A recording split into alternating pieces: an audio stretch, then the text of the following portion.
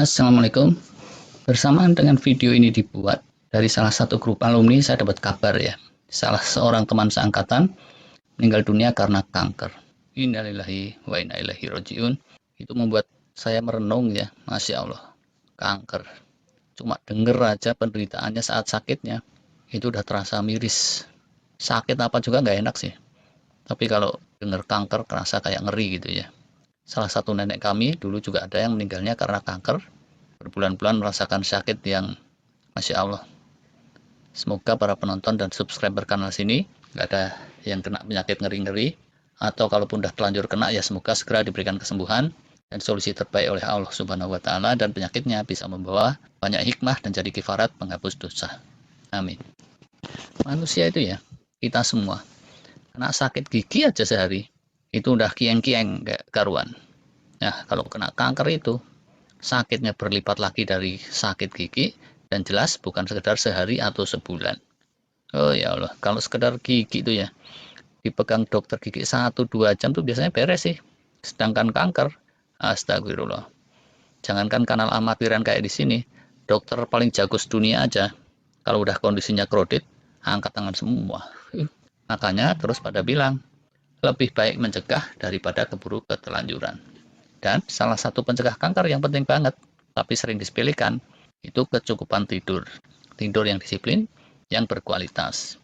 Gak cuma mencegah kanker, dia mencegah segenap penyakit degeneratif dan memperkuat imunitas. Bla bla bla. Aset rusak nih kalau disebutin semua. Tapi untuk yang udah nggak muda lagi, dapetin tidur berkualitas itu juga nggak segampang muda-mudi sih. Ironisnya itu, yang muda-mudi ada aja tuh, yang tidurnya nggak kejaga juga. Entah sibuk ini itu atau sok sibuk. Astagfirullah. Jurus wajib kedua selain tidur berkualitas itu kemantapan spiritual. Untuk setiap perjuangan hidup sih ya, perlu kemantapan spiritual. Kalau spiritual lemah gitu ya, dagang cireng aja sebentar ambiar. Apalagi kok ngatasi yang berat-berat. Dan jurus ketiga, fasting. Kalau nama kita kan ya.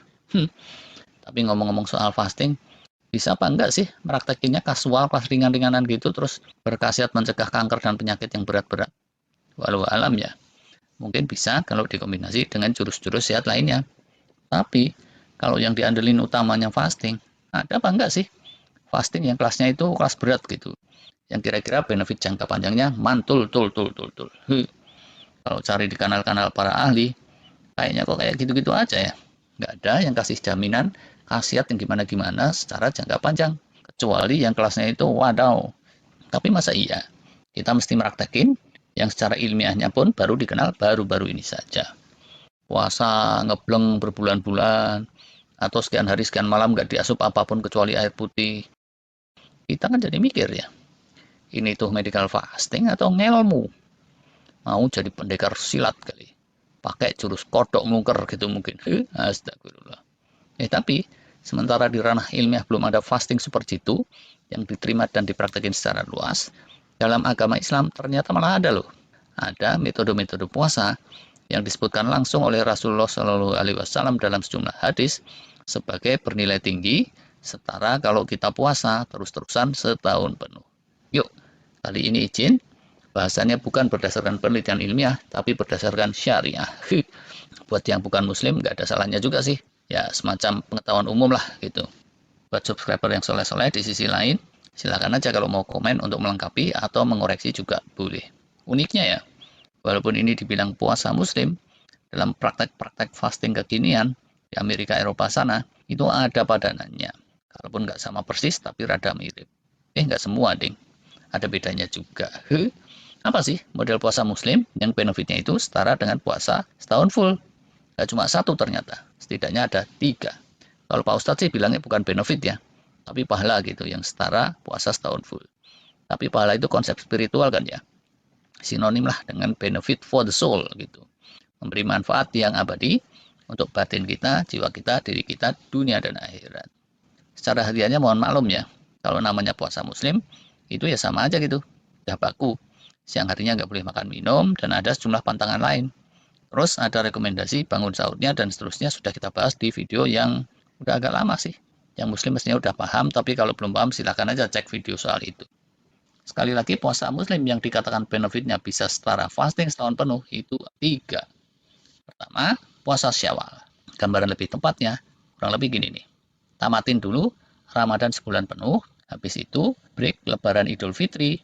Nah, bulan Hijriah setelah Ramadan itu namanya bulan Syawal. Disitulah disunahkan untuk puasa 6 hari dan diwasiatkan oleh Rasulullah Shallallahu Alaihi Wasallam.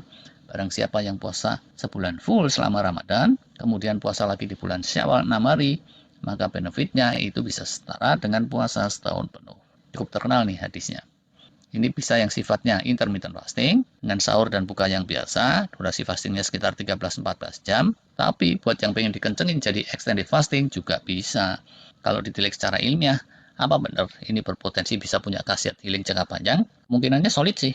Kita udah pernah ulas manfaat puasa Ramadan, yaitu karena durasinya lama, 1 bulan, bisa merupakan pengkondisian luar biasa untuk sistem metabolisme kita, fisiologi kita, dan sekaligus juga pengkondisian mikrobiota di dalam tubuh kita, yang juga punya peranan esensial untuk healing rejuvenation.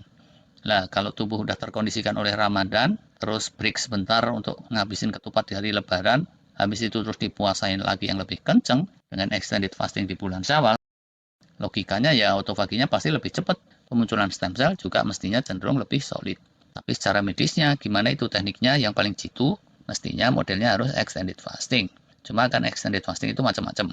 Kapan-kapan lah kalau udah terkompilasi, nanti akan kita ulas soal puasa Syawal. Ya, kita lanjut aja dulu sekarang ke yang kedua. Puasa Daud atau dalam bahasa medik disebutnya alternative fasting. Sehari puasa, sehari enggak. Sehari puasa, sehari enggak.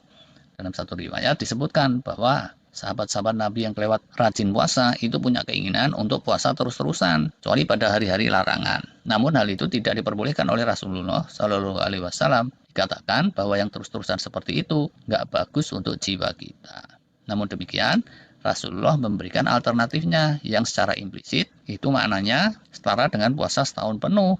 Dan karena prakteknya konon dulunya dipraktekin oleh Nabi Daud alaihissalam yang perkasa, maka di kalangan muslim sejak itu terus dikenal dengan nama puasa Daud. Secara medisnya, kalau mau benefit jangka panjangnya, ya sama tuh dengan puasa Syawal. Mesti kelasnya extended fasting, tapi jangan yang kelas ngeri. Tentunya puasa Daud alternative fasting ini nggak boleh dilaksanakan pada bulan Ramadan kan ya. Karena kalau bulan Ramadan, puasanya mesti sebulan full, nggak boleh selang sehari gitu. Enak aja dulu. Dan juga puasa Daud ini nggak boleh dipraktekin di hari-hari larangan, yaitu beberapa hari raya yang sudah ditentukan. Yang ketiga itu puasa Ayyamul Bid, yaitu puasa di tengah bulan 3 hari berturut-turut. Dan tengahnya bulan Hijriah itu pas-pasan bulan purnama gitu deh. Ini jadinya ada kecocokan dengan gerak semesta. Profesor Sachin Panda seneng banget tuh kalau ada aktivitas yang nyeklik sama gerak semesta. Karena itu menghindarkan kita dari circadian mismatch. Jadi puasanya itu ya, sehari sebelum bulan purnama, kemudian saat bulan purnamanya, dan kemudian sehari setelahnya. 3 hari berturut-turut, kalau pakai kalender Hijriah, itu jadi tanggal 13, 14, dan 15 Hijriah di setiap bulan Hijriah. Kecuali di bulan Ramadan. Kalau Ramadan harus sebulan full, kalau yang lain 3 hari di tengah bulan. Setahun jadinya 11 kali yang 3 hari di tengah bulan. Nah, karena tanggalnya udah jelas, maka nggak akan pernah nabrak sama hari-hari raya yang dilarang puasa, yang notabene juga tanggal-tanggal hijriahnya sudah baku. Soal puasa Ayyamul Bid yang meriwayatkan itu utamanya Abu Hurairah ya, yang merupakan sahabat Nabi yang paling runtang-runtung dengan beliau seperti seorang ajudan atau aspri gitu. Tapi ini bukan aspri yang kaya raya. Waduh, beda cerita kalau yang itu. Abu Hurairah menyebutkan bahwa puasa 3 hari di setiap bulan itu senantiasa dipraktekin oleh Rasulullah Shallallahu Alaihi Wasallam sendiri, dan beliau wasiatkan kepada Abu Hurairah dengan menyebutkan bahwa praktek puasa Ayyamul Bid ini benefitnya bisa setara puasa setahun penuh. Itu deh kira-kiranya 3 macam puasa muslim yang setahu saya sempat disebutkan oleh Rasulullah Shallallahu Alaihi Wasallam. Benefitnya bisa setara puasa setahun penuh. Mohon koreksi kalau saya salah. Dari ketiganya itu yang saya udah praktekin nih full disclosure cuma yang puasa Syawal. Terima kasih.